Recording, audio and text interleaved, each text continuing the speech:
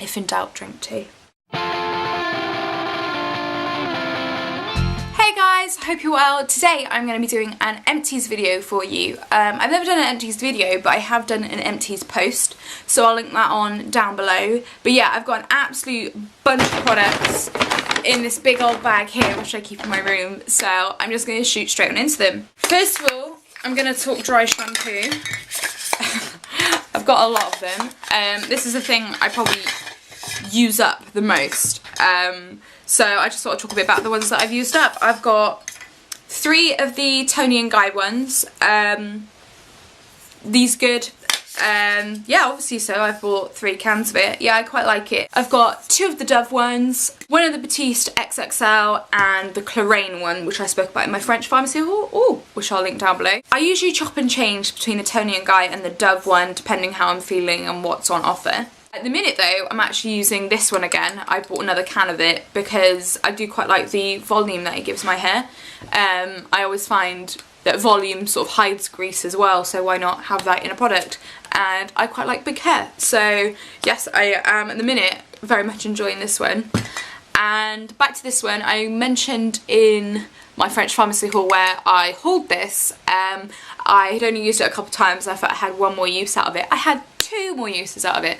So I think I used this 4 times, so I'm probably not going to buy it again because it just didn't last that long.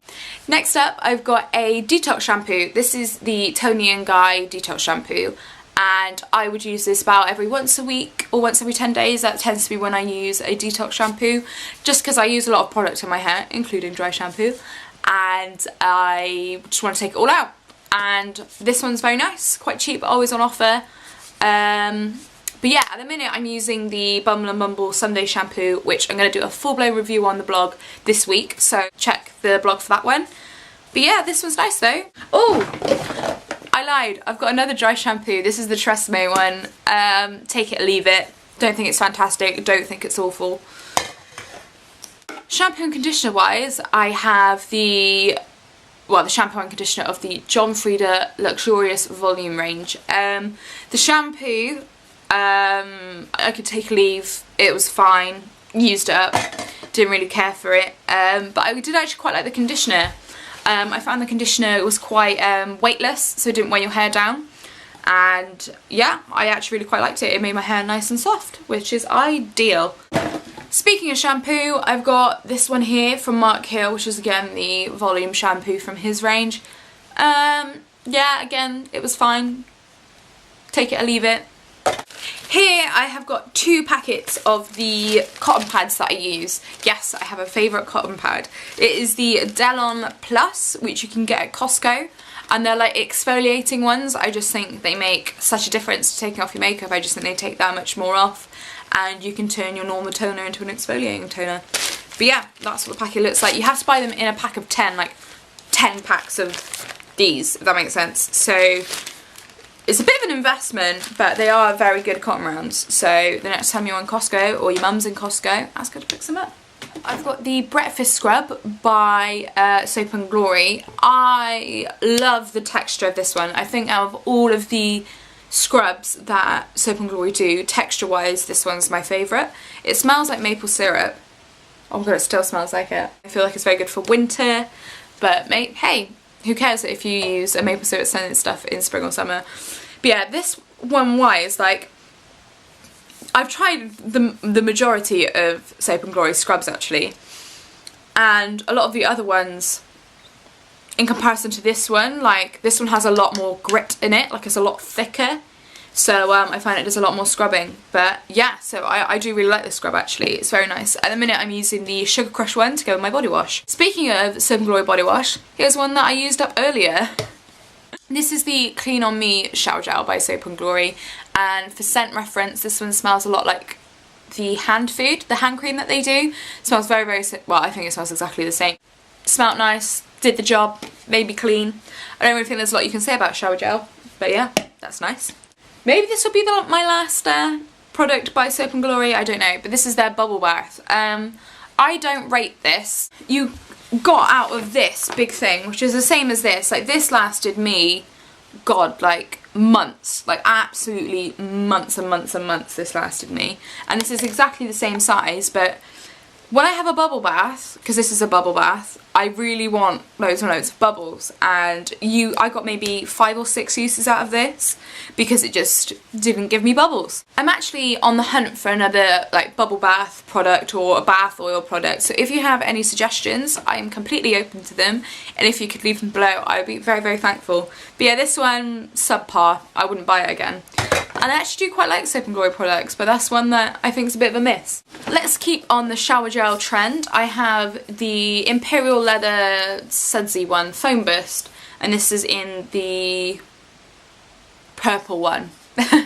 I'm quite using this for shaving my legs. I know it's not a shaving foam, but it works just as well. It smells quite nice and lasts really long. Over 40 washes apparently. Excellent. Oh god. And my last shower gel is the strawberry one from Marks & Spencer's. Now this one sucked, and the reason why I didn't like it, it smelled like strawberry licorice, and the consistency of it was like jelly, like, oh, like it was like one of those products where I'm like, I just have to use this up and get this out of my life, and you know you just, oh, I just dropped it on the floor of the shower, blah. Didn't like this one, didn't like it at all. I lied, I've got another Soap & Glory product. It's the Handmade Hand Gel. Does the job, smells nice. What I like in a hand gel is one that doesn't make me smell like I've been day drinking, because before I've gone into work, put some hand sanitizer on, and I have been asked whether or not I've been drinking, and I'm like, no, it's my hand gel. So this one doesn't smell like day drinking, so thumbs up from me. I've got a couple of mascaras down the bottom. First of all, I've got the 17 Wild Curls Mascara. I don't know whether they do this one anymore, because I've had this for a really long time, and I actually just found it and I'm like, I need to throw this away, but I put it in my empties because I do remember really, really enjoying using this one. Not because of the leopard print, although, hey, but because I just actually thought it was a really, really nice drugstore mascara, so maybe 17 are a brand I probably need to try out for mascaras a little bit more often. I've also got this Ellis Farce mascara, which is in the shape of a sniper bullet, which is pretty freaking cool. This one, I probably wouldn't buy again. It was, I think it's about £20. I got this in a one-off glossy box, and I would either have really, really great days with it or really, really terrible days with it. Either it was like really, really like voluminous and nice, or super duper clumpy. Like it was odd. I don't know if that's applicator's issue or the mascaras, but I don't know, I just wouldn't pay £20 for it, to be perfectly honest with you, but I used it up. I've also got the Volume Million Lashes Excess by L'Oreal, and this one's quite nice. It's got a plastic wand, it's quite big, and yeah, actually this is a really, really nice mascara, so maybe one to check out. I actually think both these, really great drugstore mascaras. And the high-end one, not such a fan of, but yeah, woo! Another bit of makeup I've got is the Collection 2000 Illuminating Touch Twisty Uppy thing. Yeah, I can't even, it doesn't even like me twisting it anymore. Oh, I suppose I've got a little bit of product left in it. This is really nice. I've got quite bad hereditary dark circles, so I couldn't use just this on its own. I'd use a corrector, but then just sort of take this all across here, sort of like as a highlight, and I did think it made a difference. I did quite like this one. You know, if the Touche Eclat's not in your budget, this is definitely one to check out, along with their Lasting Perfection Concealer, which I really, really like too. This one I'm slightly embarrassed to show on camera. It's the another Collection product actually, the Little Mix Clear Mascara. As you can probably tell, I used it for brow gel, and it was like £2.50, and do you know what? It did the job. I didn't use it ever as a mascara, so I can't tell you how it works for that. But as a brow gel, it worked. My brows did not move, so this is good. Another shower product here, it's the Nivea In Shower Body Conditioner, and I've done a full-blown review of this one. It was in a favourites video not that long ago. I really do like this stuff. I raced through it, I absolutely raced through it. This is wet, I don't know why. But I'm lazy when it comes to moisturising, and this has changed that. I have not as horrible legs and arms thanks to this. I do really, really like this. I highly, highly recommend this. I feel like I'm hauling. I kind of am. It's kind of like a backwards haul, isn't it? Empties videos. Anyway, I've got the Lizzo Cleanse and Polish. This is probably the product that got me into wet cleansing when I use this. I do really like it. I feel it's very good for most skin types, I should imagine. It's definitely not too stripping or too oily. I think it would work for a lot of people, and that's probably why it's so popular. But yeah, this got me into the whole wet cleanse thing, so it's a very good product to me. And I may buy it again actually soon. I do quite like this a lot. Here I've got the Macadamia Deep Repair Mask. I know a couple of years ago this was a big rave product, so I was quite intrigued to try it. It is a good product, you know, like it really isn't bad. I don't know if it's necessarily my holy grail product, because I feel I had to use quite a lot of it, but then I've got quite a lot of hair, so that's probably got something to do with it. But yeah, it was a very nice hair mask. I would recommend you to give it a go, although I feel my hair mask journey is not over yet by any stretch of the imagination. If you get where I'm coming from, it's good, it's great, but it's not there, if you know what I mean. I hope you know what I mean. This is the Tresemme Keratin Smooth Heat Protectant. The reason I never really review heat protectants is I'm never going to stop using one to see how my hair reacts without one. And I always find, and I realise you'll probably notice a difference if you stopped using one, but because I'm not going to stop using one, I haven't found one that sort of made that much of a difference, because my hair is not going to puff into smoke if I don't use one once. Do you get what I mean? It did the job, it was cheap, so it's good, but it's a heat protectant. Speaking of heat protectants, I have been sent this 3 times from Glossybox, so I thought I'd keep one because I haven't kept many samples, but I kept this one because I've used it. This one smells nice, again, similar situation, did the job. Thanks. This here, although from this angle looks full, it's not, I promise you, I can't get any more out. Oh, I say that, got a little bit then. Is the Fit Me Maybelline Concealer. It's a nice concealer, you know, I actually really do like it. I'm in the shade 15, which I believe is lighter than 10. I don't know how the number system works. But yeah, this is a nice all-round concealer. Like, you can use it under your eyes and you can use it on spots, no problem. I feel it's quite versatile in that sense. And I also feel, because of the doe foot applicator and sort of how it is, it's a great handbag concealer, like a great touch-up concealer as well, because the consistency of it is quite light and it blends very easily, so you can blend it on top of powder and previous makeup and stuff. So this is a nice little handbag concealer. Also, it's really cheap, so if you happened to lose your handbag, touch wood you don't, it's not going to be too much to replace, so I quite like that. That concealer has been related a lot to the NARS Radiant Creamy Concealer. I am devastated. It was such a sad day when I finished this concealer up. Oh, baby. It looks like it's full. That's what always really saddens me about, like, cream concealers. Like, they look like they're full, but they're not. They're really not. But yeah, this was beautiful. It's £22, so it's ridiculously expensive, but it, my god, is it a beautiful concealer. I've got a couple eyeliners in the bottom here, actually. I've got the Ico Skinny one. This is a mini. This is a skinny mini.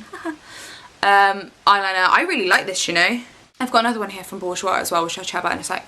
I quite like the convenience of a pen liner. Today I've actually used an Ico one, not this one, but a different one. And I like the convenience of them, like, for travel-wise, because look at that, it's tiny, like, it's not a problem, but I'm very particular when it comes to liners, and this one was actually really good. It is really nice. At the minute I'm trying the Alexa Chung one, so I've actually got a couple of things from the Alexa Chung range, so I'm going to be doing a review on those very soon. But yes, I did very much like this one. Didn't very much like this one. This is the Liner Future Ultra Black 24-hour wear Bourjois one. Again, back to me being very particular about them. I find a lot of liners like this dry out so quickly, and this was one of them. I've tried one of the Rimmel ones as well. Like, I used it for a week and it dried up. But yeah, this one sucks. I would recommend the Super Cat by Soap & Glory over this one any day. Next up, I've got a eye makeup remover. This is the Clarins one. I quite like having this one about. Just very simple to pop on a cotton pad or hold over your eyes. It's no fuss, does the job. It's nice and it's quite cheap too. Next up, I've got the Effaclar Duo. They've discontinued this one. They've got the Effaclar Duo Plus. I love both of them. I've written a review on this particular one though, so I'll link that down below. I've got a Lush face mask here. This is the Catastrophe Cosmetic one. Oh god, why did I decide to open this? This one was alright, you know. I feel it's very similar to, in some ways, not in every way. So, very similar to Glam Glow. I feel like a lot of the ingredients are similar, like the colour's similar, and I don't know why, just the colour of it reminds me, but the consistency is completely different. And what I found with this, which makes me probably not want to repurchase it, is it flakes when it dries. Oh my god, like, it's not one of those that you can sort of sit down, watch a TV show, then go wash it off. Like, you need to like be doing this in the bath because it like literally crumbles everywhere.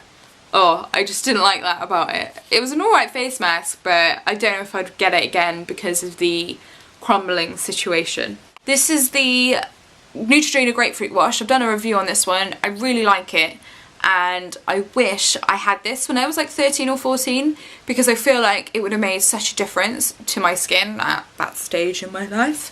If you know what I mean, I just feel it's not that expensive, and it's widely accessible to a lot of teens, and I just think it would make a big difference to a lot of people. I really like this. Right, this one's a mouthful.